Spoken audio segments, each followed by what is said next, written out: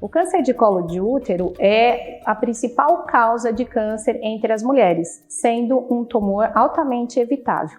No Brasil, ele está entre o terceiro tumor mais prevalente nas mulheres, excluindo o câncer de pele não melanoma, ele só perde para o câncer de mama e cólon reto.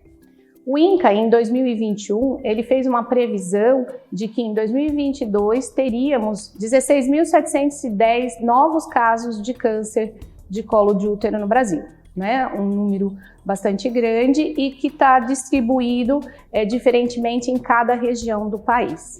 O câncer de colo de útero, ele é causado pelo HPV, o vírus sexualmente transmissível de maior prevalência em todo o mundo, papiloma vírus humano. Sabemos que 97% dos tumores de colo de útero, eles têm o DNA do HPV presente, né?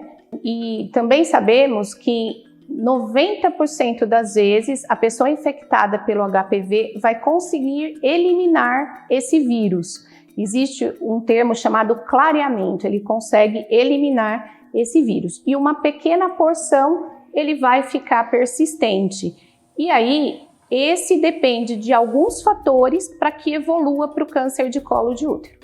Dentre esses inúmeros fatores, alguns deles são o tabagismo, o início de vida sexual precoce, o primeiro parto em idade jovem, associação com outras doenças sexualmente transmissíveis, como clamídia, gonorreia, HIV, fatores socioeconômicos, além do sistema imunológico individual de cada pessoa.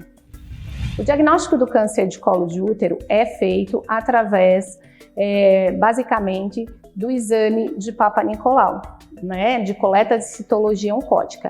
Ele é preconizado pelo Ministério da Saúde em mulheres sexualmente ativas, dos 25 anos de idade até os 64 anos. Ele deve ser colhido a cada 3 anos, desde que a gente tenha 2 exames consecutivos no intervalo de 1 ano anuais, certo? Aí, a partir disso, a gente pode colher a cada 3 anos. Existe também uma outra forma de detecção, que é através de biologia molecular, do teste de PCR para detecção do vírus do HPV, e também podemos fazer a genotipagem, saber qual é o tipo de HPV. Nesse caso, ele pode ser feito a partir de mulheres acima dos 30 anos de idade e, como a acurácia e a sensibilidade é maior, ele deve ser repetido a cada 5 anos, tá? Então, uma vez diagnosticado através desse exame uma alteração, a mulher vai ser encaminhada a um serviço para colposcopia, que é um olhar mais criterioso para esse colo do útero através de um microscópio, onde será realizada uma biópsia. Essa biópsia é encaminhada para o laboratório e aí sim a gente tem um diagnóstico histopatológico da doença. O câncer de colo de útero, quando num estadio muito inicial, ele é assintomático ou de poucos sintomas. Por isso é importante a busca ativa das mulheres, né, de fazer uma vigilância contínua através do rastreio, né, dos exames de Papa Nicolau, de detecção de HPV, tá?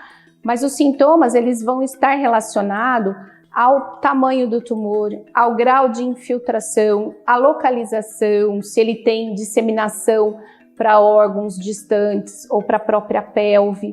Então, isso é que vai determinar o quadro clínico, né? Quando ele não é tão avançado, os principais sintomas relatados pelas mulheres são aquela mulher que está na menopausa ter um sangramento, a mulher que menstrua normalmente, que está na vida reprodutiva, começar a ter sangramentos irregulares, o sangramento na relação sexual, esse é um dos sintomas bem evidentes, né? Secreções vaginais com odor diferente. E quando ele vai ficando um pouquinho maior, mais avançado, a gente pode perceber dor pélvica permanente, edema nas pernas, fadiga, inapetência, perda de peso. Se acometer os órgãos próximos, bexiga e intestino, vão ter também os sintomas relacionados a esses órgãos. O tratamento do câncer de colo de útero, ele vai depender muito, então, do tamanho da lesão, do grau de infiltração, e aí para cada um nós temos um tratamento específico. Por exemplo, nos casos iniciais com lesões pequenas de 7 milímetros, nós fazemos apenas a retirada do colo do útero, que se chama conização. Em tumores um pouquinho maiores, existem cirurgias a depender, voltando a dizer, do tamanho da lesão, do grau de infiltração, em que a gente consegue manter a fertilidade da mulher, que é uma cirurgia chamada traquelectomia radical. E existem outras cirurgias em que não é possível isso. A gente tem que fazer uma cirurgia radical, retirando o útero, os ligamentos, linfonodos. Então, para cada tipo de situação, nós temos uma cirurgia específica. Existe ainda também a complementação com a radioterapia e quimioterapia, se necessário, ou em muitas vezes, esses dois são os únicos tratamentos, a quimio e a rádio. Como medidas preventivas para o câncer de colo de útero, nós temos medidas educativas, o incentivo à vacinação, o rastreamento populacional e também o tratamento das lesões precoces, né?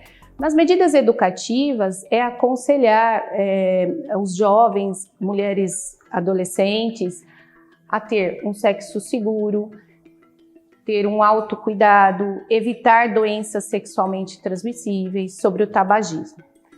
A vacina contra o HPV, que é a principal causa de câncer de colo de útero, ela está contemplada no calendário vacinal, né? A partir de 2013, nós já temos o acesso a essa vacina, e ela contempla hoje meninas e meninos na idade de 9 a 14 anos.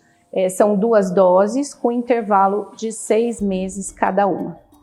O rastreamento populacional a gente faz através do exame de Papa Nicolau, tá? Esse exame é preconizado pelo Ministério da Saúde a ser colhido em mulheres sexualmente ativas, né, na idade de 25 a 64 anos, num intervalo de 3 anos, desde que os 2 primeiros tenham sido feitos anualmente e estejam negativos.